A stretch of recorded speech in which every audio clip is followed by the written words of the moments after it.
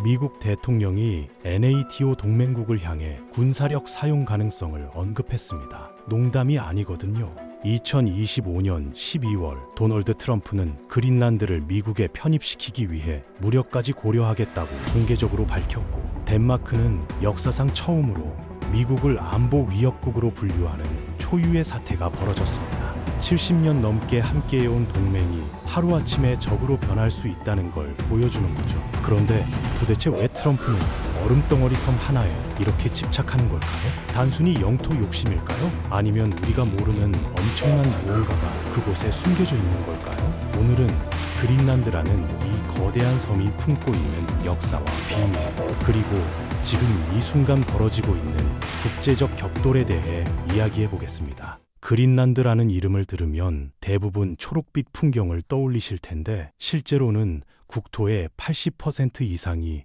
얼음으로 뒤덮인 하얀 땅이거든요. 그렇다면 왜 이런 이름이 붙었을까요? 이 이야기를 하려면 약 1000년 전으로 거슬러 올라가야 하는데, 노르웨이 출신의 바이킹 에릭이라는 인물이 등장합니다. 에릭은 982년경 살인 혐의로 아이슬란드에서 쫓겨났고 3년간의 유배 생활 동안 서쪽 바다를 탐험하다가 거대한 섬을 발견하게 되죠. 그가 발견한 이 땅은 분명 차갑고 혹독했지만 당시는 중세 온난기라고 불리는 시기여서 지금보다 기온이 높았거든요. 실제로 남쪽 해안 일부 지역에서는 풀이 자라고 농사도 가능했습니다. 에릭은 유배가 끝나고 아이슬란드로 돌아가서 사람들을 모집해야 했는데, 문제는 누가 그 먼 곳까지 따라오겠냐는 거였죠. 그래서 그는 영리한 마케팅 전략을 썼습니다. 이 땅을 그린란드, 즉 초록의 땅이라고 이름 붙인 거예요. 지금으로 치면 일종의 과대 광고인 셈인데 놀랍게도 효과가 있었습니다. 986년 그는 25척의 배와 약 500명의 정착민을 이끌고 항해를 시작했고, 비록 중간에 11척이 사라졌지만 14척이 무사히 도착해서 정착지를 건설했거든요. 동부와 서부에 각각 마을이 세워졌고 전성기에는 3000명에서 5000명까지 거주했다고 합니다. 그런데 이 번영은 오래가지 못했습니다. 14세기 말부터 소빙하기가 시작되면서 기온이 급격히 떨어졌고 농사가 불가능해지면서 정착민들의 삶은 극도로 어려워졌거든요. 바다가 얼어붙으면서 배가 오갈 수 없게 됐고 본토와의 연결이 끊어진 상태에서 그들은 서서히 역사 속으로 사라져갔습니다. 마지막 기록은 1408년인데 그 이후로 유럽인 정착민에 대한 어떤 언급도 찾을 수 없죠. 하지만 원래 이 땅의 주인이었던 이누이트 사람들은 달랐습니다. 그들은 수천 년간 이 극한 환경에 적응해온 사냥과 어업의 전문가였기 때문에 소빙하기도 견뎌냈고 지금까지 이어져 내려오고 있거든요. 약 300년이 지난 1721년 덴마크는 다시 그린란드에 눈을 돌렸습니다. 노르웨이 태생의 루터교 선교사 한스 에게데가 50여 명의 일행과 함께 이 땅에 도착했는데 그의 원래 목적은 사라진 노르웨이계 정착민들을 찾는 것이었거든요. 당연히 그들을 찾지 못했지만 에게데는 포기하지 않았습니다. 대신 이누이트 주민들을 대상으로 선교 활동을 시작했고 1725년에 첫 번째 그린란드인이 세례를 받았죠. 초기에는 정말 고난의 연속이었습니다. 1733년에는 천연두가 유행해서 수백 명의 개종자들이 목숨을 잃었고 에게데의 아내마저 1735년에 세상을 떠났거든요. 결국 에게데 자신도 지쳐서 1736년 그린란드를 떠났지만 그가 시작한 덴마크의 지배는 계속됐습니다. 1953년 덴마크 헌법이 개정되면서 그린란드는 공식적으로 식민지에서 덴마크의 한 지방으로 편입됐고 이후 자치권을 점차 확대해왔거든요. 1979년에는 광범위한 자치권을 획득했고 2008년에는 주민투표에서 75%가 넘는 압도적 지지로 더 많은 자치권을 요구했습니다. 2009년부터는 석유, 천연가스, 희토류 같은 모든 천연자원에 대한 완전한 통제권을 갖게 됐죠. 외교와 국방을 제외하면 사실상 독립국이나 다름없는 상태입니다. 그런데 미국은 왜 이 먼 북극의 섬에 집착하는 걸까요? 사실 이건 트럼프만의 아이디어가 아니거든요. 미국의 그린란드 욕심은 150년도 더 전으로 거슬러 올라갑니다. 1867년 알래스카를 러시아로부터 구매한 직후 당시 국무장관이었던 윌리엄 스워드는 그린란드까지 사들이려고 했습니다. 팽창주의자들이 작성한 보고서에는 그린란드의 전략적 가치가 상세히 기술되어 있었는데 남북 전쟁 직후의 재정난으로 이 계획은 무산됐거든요. 하지만 미국은 포기하지 않았습니다. 1910년대에는 북극 탐험가로 유명한 로버트 피어리 제독이 그린란드의 중요성을 알리는 캠페인을 벌였고 2차 세계대전 때 상황이 급변했습니다. 1940년 나치 독일이 덴마크를 점령하자 미국은 그린란드가 독일의 손에 넘어갈 수 있다는 우려에 빠졌거든요. 명목상으로는 자원봉사자 파견이라는 명분을 내세웠지만 실제로는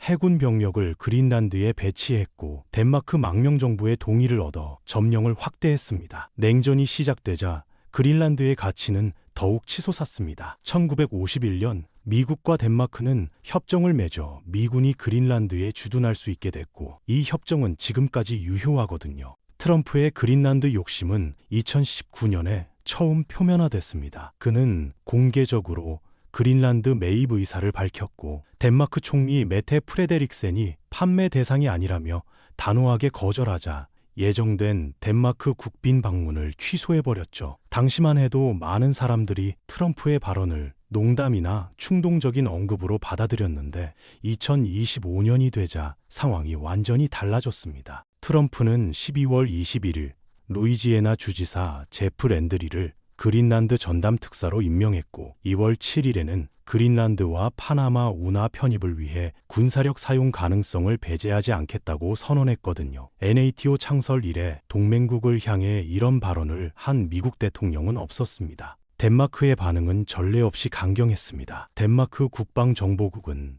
2025년 12월에 발표한 첩보 전망 보고서에서 미국을 잠재적 안보 위협으로 분류했는데 이건 덴마크 역사상 처음 있는 일이거든요. 보고서는 미국이 동맹국에 대해서도 고율 관세 같은 경제적 강압 수단을 사용하고 있으며 심지어 군사력까지 언급하는 태도가 안보를 위협한다고 지적했습니다. 12월 22일에는 덴마크 외무장관이 주덴마크 미국 대사를 소환했고 특사 임명에 대해 깊은 유감과 주권 침해라는 강력한 항의를 전달했죠. 그린란드 자치정부의 입장도 명확합니다.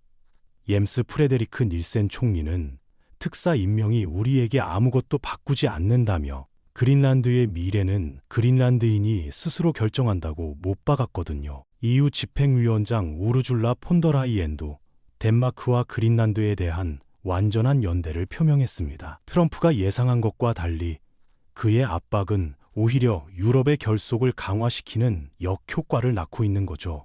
그렇다면 트럼프가 이렇게까지 집착하는 이유가 뭘까요?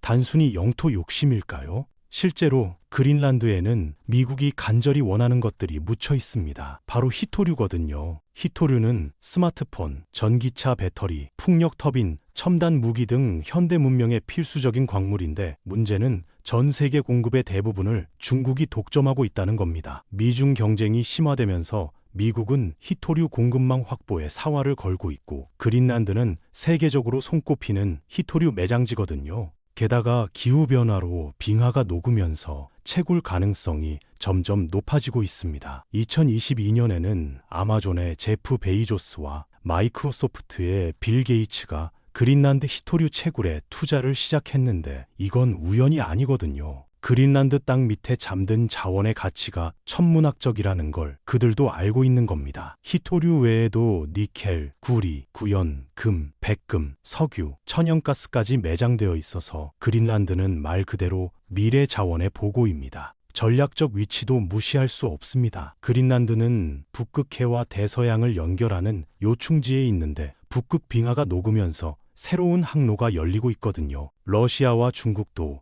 북극 패권에 눈독을 들이고 있어서 그린란드를 누가 장악하느냐에 따라 21세기 지정학 판도가 바뀔 수 있습니다. 중국은 이미 2018년에 그린란드 공항 건설을 추진했다가 덴마크의 개입으로 무산된 적이 있고 러시아도 북극 전략의 일환으로 이 지역을 주시하고 있죠. 자, 이제 그린란드라는 땅 자체에 대해 좀 더 자세히 알아보겠습니다. 면적은 약 216만 킬로미터로 세계에서 가장 큰 섬인데 인구는 고작 5만 6천에서 5만 7천 명 정도밖에 안 됩니다. 왜 그럴까요? 국토의 80% 이상이 두꺼운 빙하로 덮여 있어서 실제로 사람이 살 수 있는 땅은 전체의 1%도 안 되거든요. 1년 내내 영하의 기온이 계속되고 여름에도 해안가 일부 지역에서만 잠깐 기온이 영상으로 올라가는 정도입니다. 여기서 살아가는 건 정말 특별한 경험이 될 거예요. 여름에는 백야 현상으로 최대 6개월 동안 해가 지지 않고 겨울에는 반대로 극야가 찾아와서 몇 달간 해가 뜨지 않거든요. 밤낮의 구분이 사라지는 이 극단적인 환경에서 사람들은 어떻게 적응할까요? 실제로 우울증이나 수면 장애를 겪는 사람들이 많고 이를 극복하기 위한 다양한 문화적 전통이 발달해 왔습니다. 그린란드의 인프라는 우리가 상상하는 것과 완전히 다릅니다. 마을과 마을을 연결하는 도로가 전혀 없거든요.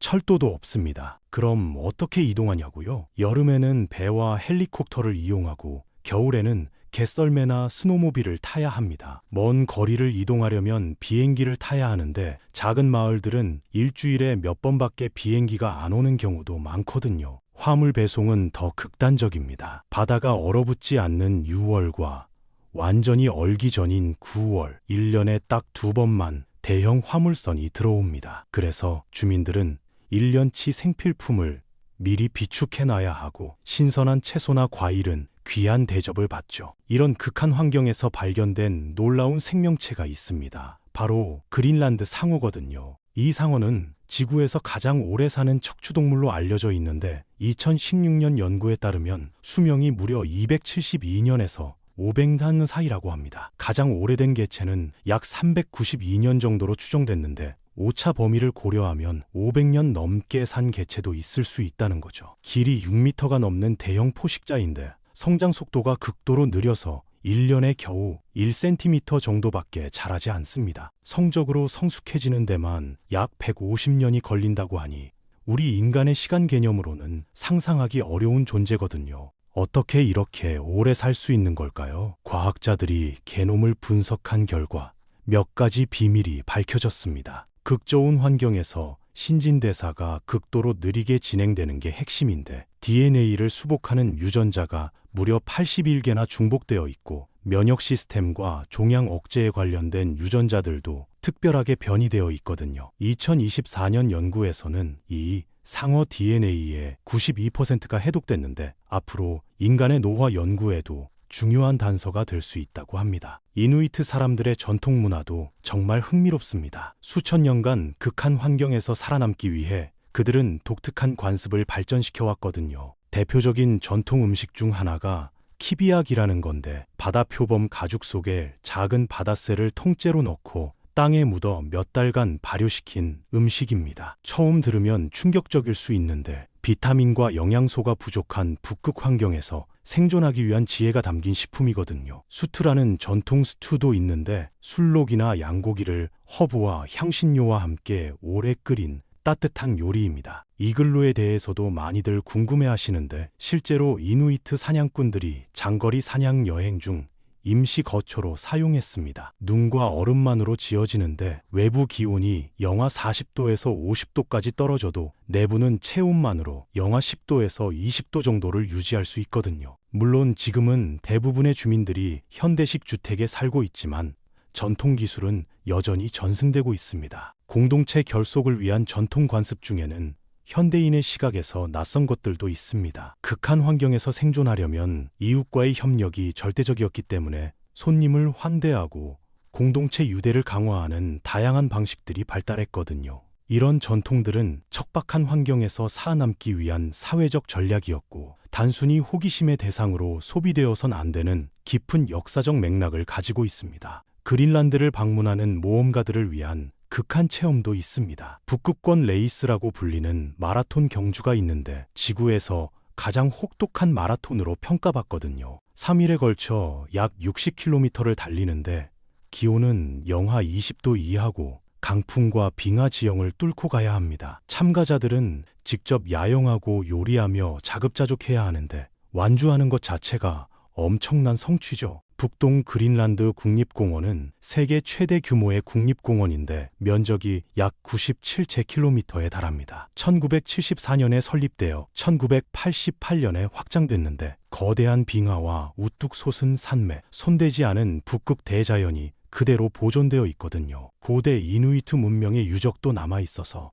고고학적으로도 중요한 가치를 지니고 있습니다. 하지만 이 아름다운 땅은 지금 심각한 위기에 처해 있습니다. 기후변화로 인해 매년 약 270억 톤의 얼음이 녹아내리고 있는데 이게 전 세계 해수면 상승의 30%를 차지한다고 하거든요. 1980년대나 1990년대와 비교해도 빙하가 녹는 속도가 훨씬 빨라졌고 2024년에는 녹기 시작하는 시기도 예년보다 일렀습니다. 더 심각한 건 이게 악순환을 만든다는 거예요. 빙하가 녹으면 아래에 있던 암석이나 식물이 드러나는데 하얀 얼음과 달리 이것들은 햇빛을 반사하지 않고 흡수하거든요. 그래서 주변 온도가 올라가고 그러면 더 많은 얼음이 녹고 이런 식으로 계속 가속되는 겁니다. 북극곰들은 직접적인 피해를 받고 있습니다. 그들은 해빙 위에서 물범을 사냥하는데 얼음이 녹으면서 사냥 기반 자체가 사라지고 있거든요. 일부 지역에서는 빙하에서 떨어진 담수 얼음 조각을 이용해 사냥하는 새로운 적응 행동이 관찰되기도 했지만 이건 극히 제한적인 지역에서만 가능한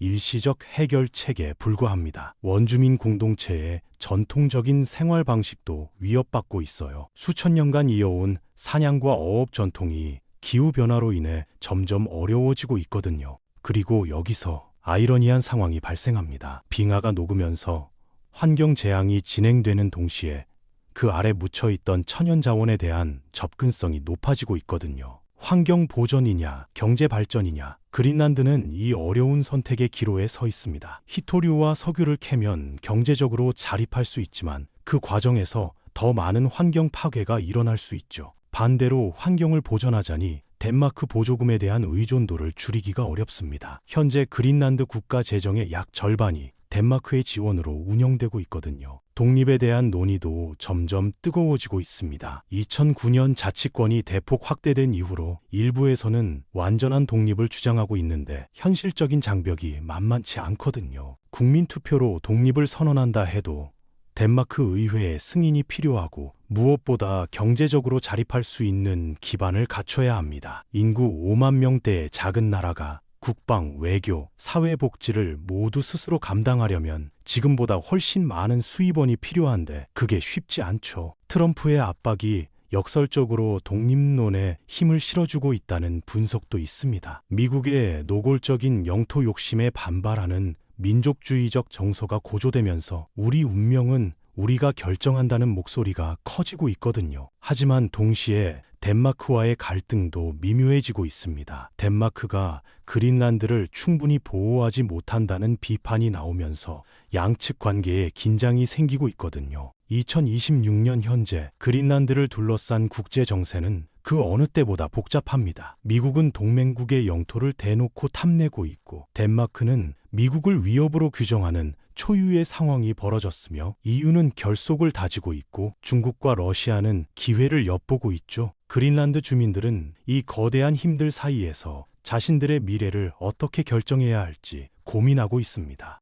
어떤 이들은 트럼프의 행동을 19세기적 제국주의의 부활이라고 비판하고 또 어떤 이들은 미국의 안보 이익을 위한 현실적 선택이라고 옹호합니다. 분명한 건 국제법과 주권 존중이라는 원칙이 시험대에 올랐다는 거예요. NATO 동맹국끼리 군사력 사용을 언급하는 상황이 정상일 리 없거든요. 그린란드의 미래는 단순히 한 섬의 문제가 아닙니다. 북극의 미래, 기후변화에 대한 인류의 대응, 강대국 정치의 향방, 그리고 작은 공동체의 자결권이 어떻게 보장될 수 있는지에 대한 시험대이기도 하거든요. 앞으로 몇 년간 어떤 일이 벌어질지 아무도 모르지만 분명한 건 그린란드가 더 이상 세계 지도 한 구석의 하얀 얼음 덩어리가 아니라는 겁니다. 이 거대한 섬은 21세기 지정학의 핵심 무대로 떠올랐고 우리 모두가 주목해야 할 이유가 충분합니다. 그린란드에서는 지금 이 순간에도 빙하가 녹고 있고 외교관들이 신경전을 벌이고 있으며 원주민들은 조상 대대로 살아온 땅의 운명을 걱정하고 있습니다. 1000년 전 바이킹 에릭이 초록의 땅이라고 이름 붙인 이 얼음의 섬이 인류에게 어떤 메시지를 전하고 있는지 우리는 귀 기울여 들어야 할 것 같습니다.